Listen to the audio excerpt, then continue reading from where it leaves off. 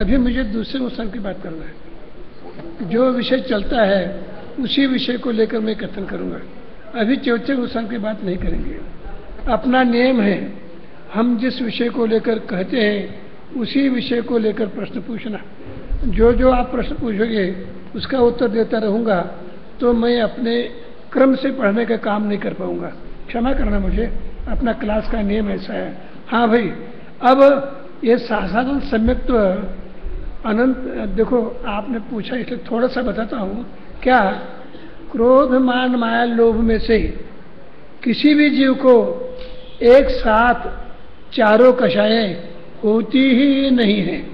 फिर से कोई भी जीव हो, कितना भी बलवान हो, चक्रवर्ती भी भले हो, क्रोध हो तो मान माया लोभ नहीं होगा, माया हो तो अन्य कषाय नहीं होंगे। चारों कषाय में से एक अंतर्मूर्त में एक कषाय ही होगा। और बात ऐसी है, जब एक कषाय परिणाम होता है उस समय चारों कषायों का नया बंध तो होगा, नया बंध चारों कषायों का होगा, परिणाम मात्र एक कषाय का होगा। ये महत्वपूर्ण विषय समझने लायक है। हाँ भाई, अब दूसरे स्थान में जो जीव आएगा वो कौन से स्थान से आएगा ये थोड़ा सोचते हैं। दूसरे स्थान में जो जीव आएगा वो कहाँ से आएगा। एक नियम समझना, बड़ा नियम, महत्वपूर्ण नियम। प्रथमोपशम सम्यक दृष्टि जीव ही छठवें गुण स्थान से, पांचवें गुण स्थान से अथवा चौथे गुण स्थान से ही दूसरे स्थान में आएगा। फिर से प्रथमोपशम सम्यक किसे कहते सब बताऊंगा। ऐसा है, कोई भी मिथ्या दृष्टि जीव सबसे पहले सम्यक्त्व प्राप्त करेगा तो प्रथमोपशम सम्यक्त्व ही ये प्राप्त करेगा। क्षयोपशम सम्यक्त्व अथवा क्षयिक सम्यक्त्व प्राप्त करेगा ही नहीं। फिर से बोलता हूं, कोई भी मिथ्या दृष्टि जीव हो वो सम्यक्त्व प्राप्त करेगा। अनादि मिथ्या दृष्टि हो और वह सम्यक्त्व प्राप्त करेगा तो औपशमिक सम्यक्त्व ही प्राप्त करेगा, अन्य कोई सम्यक्त्व प्राप्त करेगा ही नहीं। ये महानियम है। ऐसा क्यों है ये चौथे स्थान में समझा पाऊंगा। वो अभी नहीं आएगा तो नहीं होगा। अभी अगले शिविर में आना, अक्टूबर शिविर में इसके आगे चला लेंगे, बुद्धिपूर्वक चला लेंगे। अब क्या करें, कुछ विषय ऐसा होता है विशिष्ट क्रम से ही समझाना होता है। अब फिर से मैं बोलता हूँ, छठवें स्थान से दूसरे स्थान में आना बनेगा, पांचवें स्थान से दूसरे स्थान में आना बनेगा, चौथे स्थान में दूसरे स्थान में आना बनेगा। अब फिर पूछोगे आप तीसरे स्थान में क्यों नहीं आता। तो नियम यह है, जो औपशमिक समष्टि है उसको ही अनंतानुबंध का उदय आएगा तो ही दूसरा स्थान होगा। ऐसा आचार्यों ने नियम बताया है। इसलिए तीसरे ऊर्जावर्ती जीव प्रथमोपशमिक समष्टि नहीं है, इसलिए उसे दूसरा गुण स्थान प्राप्त नहीं होगा। फिर आप पूछोगे सातवें स्थान में, सातवें स्थान से दूसरे स्थान में आने में क्या बाधा है। तो बात स्पष्ट है। कौन कहेगा सातवें स्थान से दूसरे स्थान में क्यों नहीं आता। कोई कहेगा सातवें स्थान से दूसरे स्थान में क्यों नहीं आता। बोलिए, आप ही बोलिए। हाँ हाँ, शुद्धोपयोग से शुभोपयोग में आने का नियम है। यह भी गजब नियम है। शुद्धोपयोग से कोई जीव नीचे आएगा तो शुभोपयोग के छठवें गुणस्थान में ही आएगा, अन्य किसी गुणस्थान में शुद्धोपयोगी जीव आएगा ही नहीं। देखो गजब की बात यह है, शुद्धोपयोग से पतन होगा तो भी शुभोपयोग में होगा। स्पर्श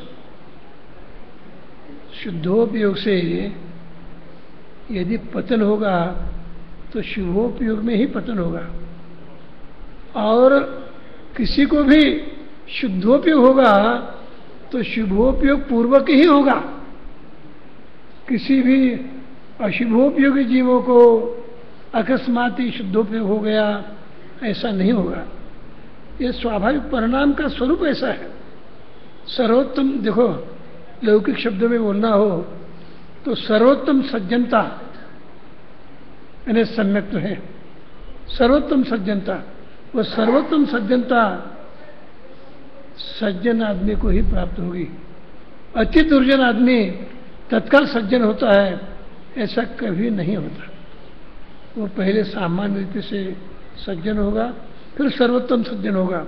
उसी तरह जो सम्यक दृष्टि है, प्रथमोपशम सम्यक दृष्टि है, वही जीव वहां उसे अनंत आनंद का उदय आएगा। देखो भाई, अब थोड़ा सोचते हैं, छठवें गुणस्थानवर्ती भावलिंगी मृगराज दूसरे स्थान में आएंगे तो अनंतानंद का उदय छठवें में आएगा या नीचे दूसरे में आने के बाद आएगा?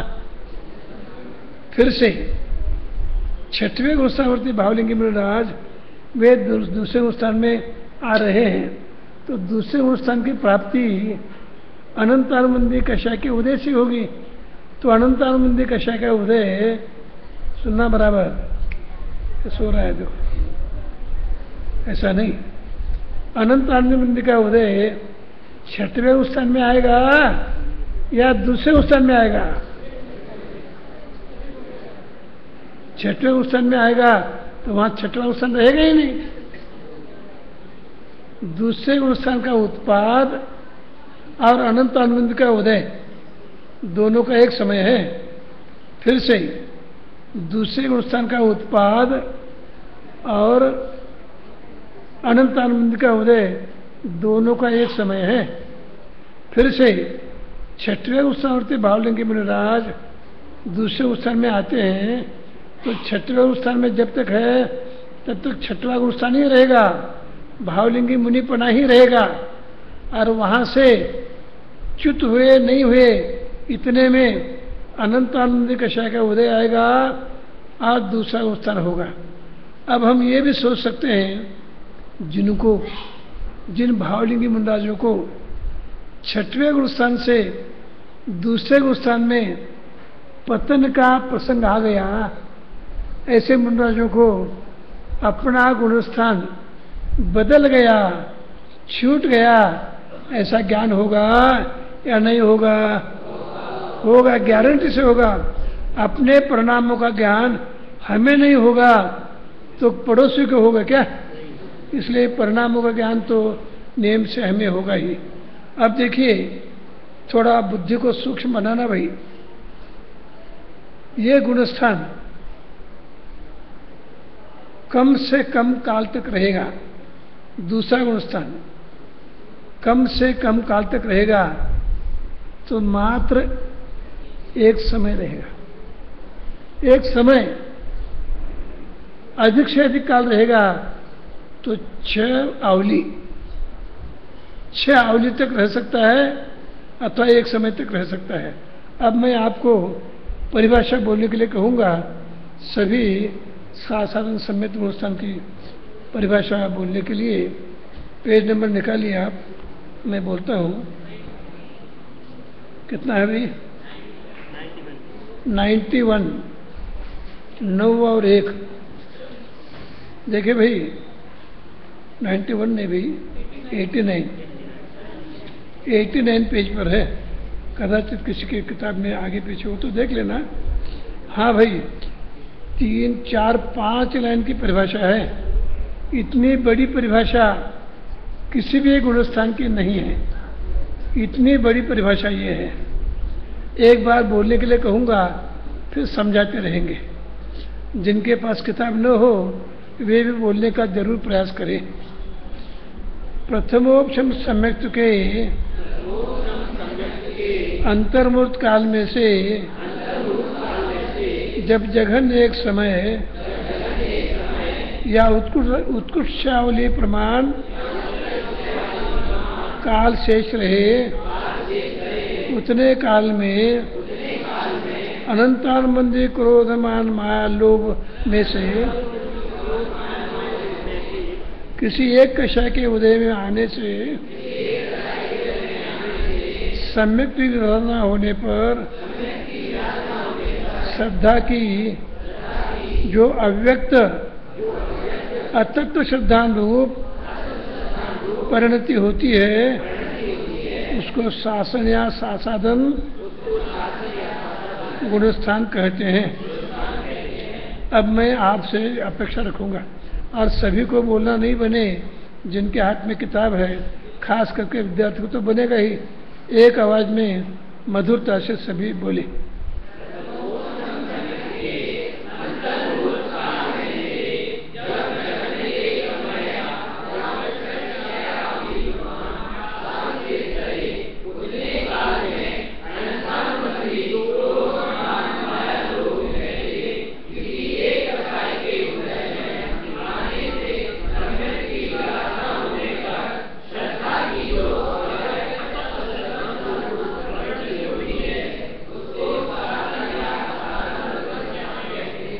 देखिए, दूसरे गुणस्थान को समझने के लिए कुछ विशिष्ट नियम हैं। पहला नियम ये है, ये गुणस्थान सम्यक दृष्टि को ही होगा। साधारण सम्यक गुणस्थान सम्यक दृष्टि को ही होगा। इस सम्यक दृष्टि में भी प्रथमोपशम समष्टि को होगा, द्वितीयोपशम समष्टि को नहीं होगा, और ऊपर से नीचे गिरते समय होगा। फिर से ऊपर के गुणस्थानों से नीचे गिरते समय होगा। अनंतानुबंध के उदय के काल में होगा। फिर से कंडीशन बताता हूं, ऊपर से नीचे गिरते समय ही होगा, पहली कंडीशन। दूसरी कंडीशन, प्रथमोपशम समष्टि का काल जघन्य एक समय अधिक से अधिक छावली रहेगा तभी होगा। सम्यक का नाश होगा, अव्यक्त मिथ्या तो होगा। अब थोड़ा इधर देखना, मैंने काल का ज्ञान मैं क्षेत्र से कराना चाहता हूं। ये इतना जो काल है ना, ये प्रथमोपशम सम्यक का काल। प्रथमोपशम सम्यक का काल अंतर्मूर्त इतना है। इस अंतर्मूर्त काल में से मात्र एक समय बचा औपशमिक सम्यक का। उस समय अनंतानुबंध का उदय आ सकता है, अथवा 6 आवली बचा। आवली किसे कहते हैं? असंख्यात समय समूह को आवली कहते हैं। असंख्यात समय समूह को आवली कहते हैं। 6 आवली अधिक से अधिक रहेगा, अथवा कम से कम एक समय रहेगा। ऐसे प्रसंग में अनंतानुबंधी कषाय में से किसी एक कषाय का उदय आएगा तो दूसरा उत्थान होगा। और श्रद्धा मिथ्यात्व तो होगी, लेकिन स्पष्ट मिथ्यात्व नहीं होगी, अव्यक्त मिथ्यात्व होगी। फिर आप पूछोगे, अव्यक्त अव्यक्त इतनी झंझट क्यों करना, मिथ्यात्व बोलो ना। नहीं बोल सकते। क्यों नहीं बोल सकते? मिथ्यात्व बोलूंगा तो पहला गुणस्थान होगा। पहला गुणस्थान तो होता नहीं। क्यों नहीं होता? मिथ्यात्व का उदय नहीं, तो सम्यक रहने दो ना। सम्यक से नष्ट होकर आ गए ना, सम्यक भी नहीं बोल सकते। सम्यक रहेगा नहीं, मिथ्यात्व आएगा ही नहीं। ऐसी बीच की स्थिति है। आचार्यों ने यहां तक कथन किया है, सम्यक रूपी शिखर, पर्वत शिखर से, सम्यक रूपी पर्वत शिखर है, उस शिखर से जो मिथ्यात्व की ओर मुख किया है, जिसने सम्यक रूपी शिखर पर्वत से मिथ्यात्व की ओर मुख किया है और गिरने लगा है, मिथ्यात्व की भूमि की ओर मुख है, गिर रहा है, अभी मिथ्यात्व भूमि तक नहीं पहुंचा, ऐसी बीच की अवस्था जो है उसे साधारण सम्यक कहते हैं। परिणामों की सूक्ष्मता है भाई। परिणामों की सूक्ष्मता जाने बिना करणानुयोग समझ में नहीं आएगा। कर्म का उदय भी समझना, परिणामों की सूक्ष्मता भी समझना, और सर्वज्ञ भगवान की आज्ञा का भी स्वीकार करना। सर्वज्ञ भगवान की आज्ञा का जो स्वीकार करना नहीं चाहेगा उसे करणानुयोग समझ में नहीं आएगा। मैं ये बोल रहा हूँ, प्रथमोपशम समेत के काल में एक समय जगन्य उत्कृष्ट अवली प्रमाण काल शेष रहे, उतने काल में अनंतानुबंधी क्रोधमान माया लोभ में से किसी एक कषय का उदय आवे और सम्यक का नाश हो जाए और अव्यक्त मिथ्यात्व हो, व्यक्त मिथ्यात्व नहीं, अव्यक्त मिथ्यात्व हो, ऐसे प्रसंग में यह दूसरा अनुष्ठान होता है। एक बार फिर से विद्यार्थी परिभाषा बोलेंगे, बोलिए।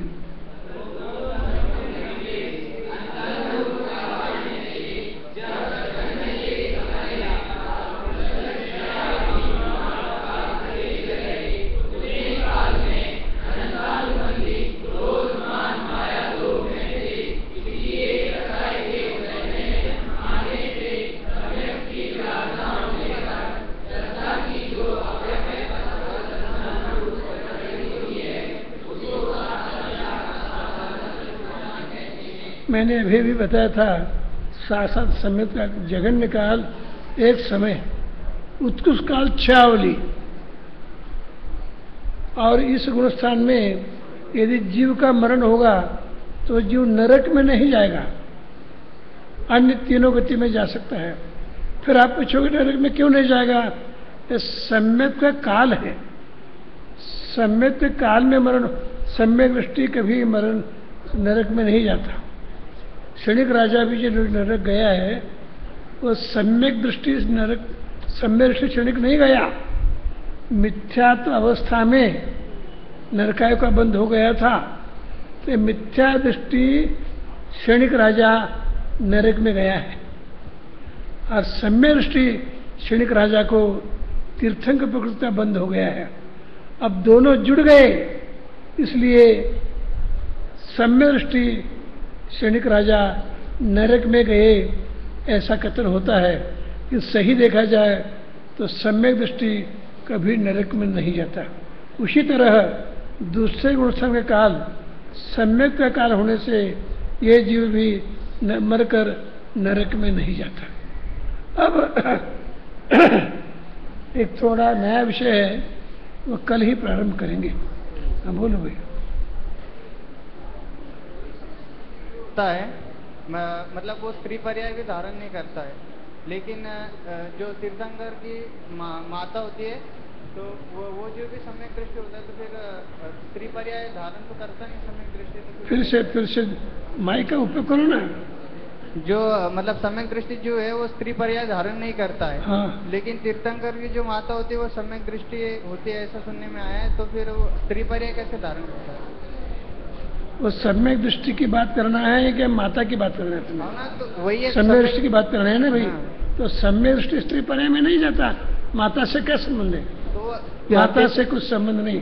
पहले बात, दोनों एक साथ में काम नहीं करना।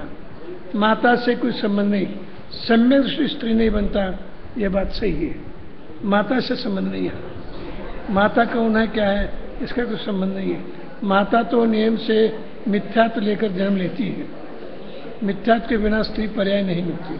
हाँ भाई, अभी हो गया है समय, प्रश्न मंच के लिए मैं अवकाश देता हूँ, प्रश्न मंच करें।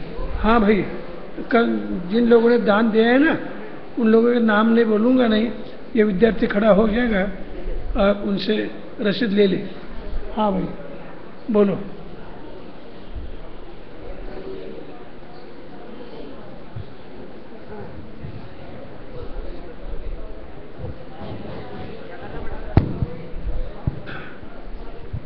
हाँ बोलो भाई। हेलो, सभी साधवी भाई बहनों ने अभी आदरणीय अन्ना जी की क्लास सुनी है। उसमें से 3 प्रश्न पूछने। पहला प्रश्न महिला वर्ग से इस प्रकार है कि अन्ना जी ने सम्यक दर्शन की पात्रता बताई थी कि सम्यक दर्शन कौन प्राप्त कर सकता है गाथा के माध्यम से। हिंदी में बताना है, गाथा नहीं बतानी है।